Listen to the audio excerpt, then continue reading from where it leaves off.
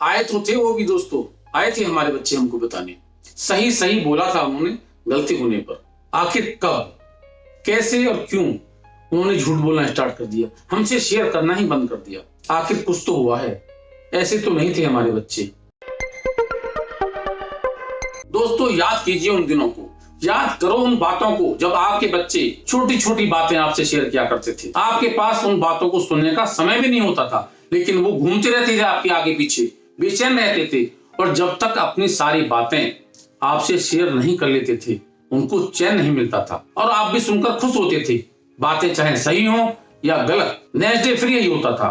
School से आए या फ्रेंड्स के साथ खेल कर आए, आते ही सबसे पहले आपसे बातें शेयर किया करते थे, आप फिर खुश होते थे। लेकिन आज आप उनके आगे पीछे घूमते रहते हो, आप उनसे पूछते रहते हो, और वो कुछ भी बताना नहीं चाहते, और प्रेशर करने पर बताते भी हैं तो झूठ बोल देते हैं। आखिर क्यों, कब और कैसे ऐसा हो गया कि हमारे बच्चों ने हमसे ही झूठ बोलना स्टार्ट कर दिया? आखिर कुछ तो हुआ है, कहीं तो गलती हुई है। ऐसे तो नहीं थे हमारे बच्चे, हमारे बच्चे तो हमसे सब कुछ सही सही आकर बता दिया करते थे, यही सोचते हैं फिर हम। दोस्तों इस वीडियो में उन्हीं कारणों को ढूंढने की कोशिश करेंगे और देखेंगे कि आखिर क्या हुआ और कैसे क्या करें कि हमारे बच्चे हमसे सही बोलना स्टार्ट कर दें। क्योंकि अगर हमारे बच्चे हमसे बातों को झूठ बोलेंगे तो कहीं ना कहीं उनके लिए ये नुकसानदेह होगा, और अगर हमारे बच्चे हमसे सारी बातों को शेयर करेंगे तो पेरेंट्स होने के नाते हमसे बड़ा उनका कोई वैल्यूएशन भी नहीं होता है। तो वो सिचुएशन क्या होंगी कि जो हमारे बच्चे हमारे पास आ जाएं, हमारे नजदीक आ जाएं, और फिर हमसे सारी बातें शेयर कर लिया करें, ना कि दोस्तों से, क्योंकि दोस्त उतना ही बताएंगे जितना उनको पता होता है। दोस्त भी मैच्योर नहीं होते हैं। तो कोशिश यह करनी है कि हमारे बच्चे हमारे नजदीक आ जाएं, हमसे शेयर करना स्टार्ट कर दें। यह उनके फ्यूचर के लिए बहुत अच्छा रहेगा और फैमिली के लिए भी अच्छा रहेगा। दोस्तों स्टार्ट करते हैं। सपोज कीजिए आपसे ऑफिस में कोई गलती हो जाती है, आप अपने बॉस के पास जाते हो और कहते हो सर मुझसे यह गलती हो गई। बॉस सुनते ही चीखता है, चिल्लाता है, कहता है तू निकम्मा है, मुझको पता था ये काम तू कर ही नहीं सकता, लापरवाह है। बॉस को पता लगेगा तो तेरी नौकरी जानी तो निश्चित है, मैं कुछ भी नहीं कर सकता हूँ, जा दफा हो जाए यहाँ से। और उसके जाते ही डायरेक्टर को फोन कर देता है, बता देता है सब कुछ कि तुमने इतनी बड़ी गलती कर दी है। फिर डायरेक्टर बुलाता है, वो डांटता है, फटकारता है, और एक वार्निंग लेटर इशू कर देता है कि अगर आगे से आपने ये गलती करी तो वो आपका लास्ट वर्किंग डे होगा। दोस्तों क्या होगा, क्या सोचेंगे आप अपने बॉस के बारे में? गलती होने पर आप आगे से क्या करेंगे? सेम सिचुएशन, गलती हो जाती है, आप अपने बॉस के पास जाते हो, बॉस उस बात को ध्यान से सुनते हैं, गलती क्यों हुई उन कारणों को जानने की कोशिश करते हैं और कहते हैं कि हाँ गलती तो हो गई है, लेकिन आगे से ध्यान रखना, और यह अच्छा हुआ कि तुमने मुझको आकर बता दिया, अब हम इस गलती को ठीक कर सकते हैं। और डायरेक्टर सर को अगर पता चल जाता है तो कहना कि तुमने मुझको बता दिया है, मैं सब संभाल लूंगा, लेकिन फ्यूचर में ध्यान रखना कि गलती ना हो। दोस्तों क्या होगा, सिचुएशन सेम है, गलती तो हुई है। पहली सिचुएशन में आप गलती होने पर क्या आगे से अपने बॉस को बताओगे, और पता चल भी जाता है तो क्या आप अपने बॉस से झूठ नहीं बोलोगे? गलती किसकी है, झूठ बोलने की। दूसरी सिचुएशन में आप अपने बॉस की रिगार्ड करोगे, आप अपने बॉस के नजदीक पहुंच जाओगे, और आगे भी कुछ गलती होने पर आप अपने बॉस को बताओगे, क्योंकि उन्होंने रास्ता बंद नहीं किया है। झूठ क्यों बोलना पड़ा, गलती किसकी, आपकी नहीं दोस्तों। और सेम सिचुएशन हमारे बच्चों के साथ होती है, बच्चों के साथ हो रही है या कुछों के साथ हो चुकी है।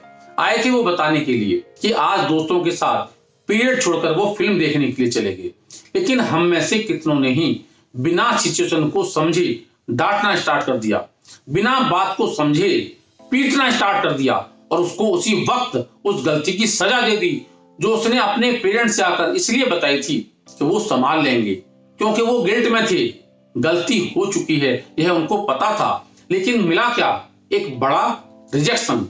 दोस्तों कैसे आएंगे वो कोई गलती होने पर आपके पास आपको बताने के लिए?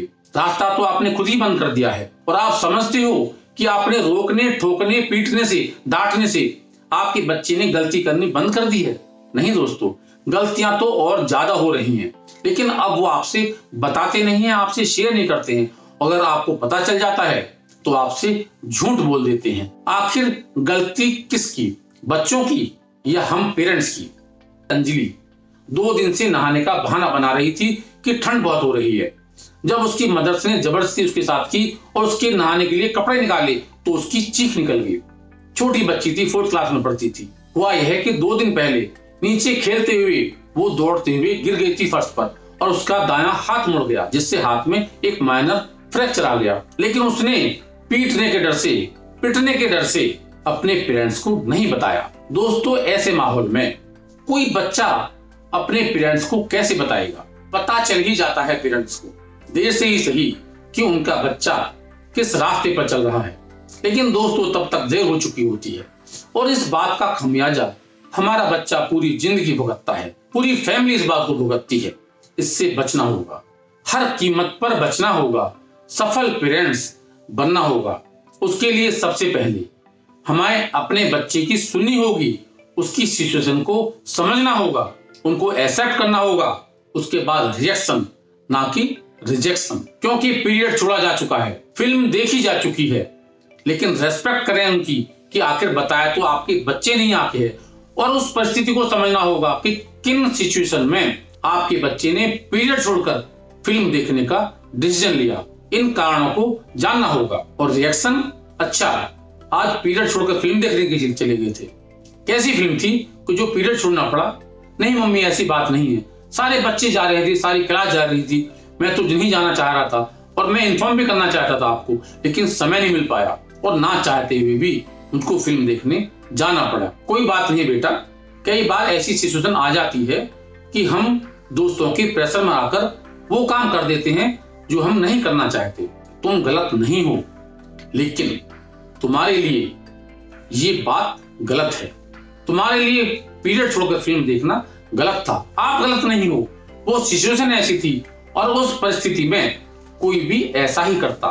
लेकिन आप उस वक्त अपने बच्चे के साथ खड़े थे, आपने अपने बच्चे को गलत नहीं ठहराया, उस बात को गलत ठहराया जिस बात को आपका बच्चा भी जानता है कि गलत है। इसीलिए तो उसने आपसे आकर शेयर किया। वो आपसे मरहम चाहता था, उस गलती के ऊपर मरहम चाहता था जो उसने कर दी थी। और जब आप अपने बच्चे के साथ खड़े हो जाते हो तो वो आपके नजदीक आ जाता है और गलती से दूर चला जाता है। आपके साथ उसकी बॉन्डिंग स्ट्रांग हो जाती है, आपसे सारी बातों को वो शेयर करता है, कुछ भी नहीं छुपाता और ना ही वो झूठ बोलता।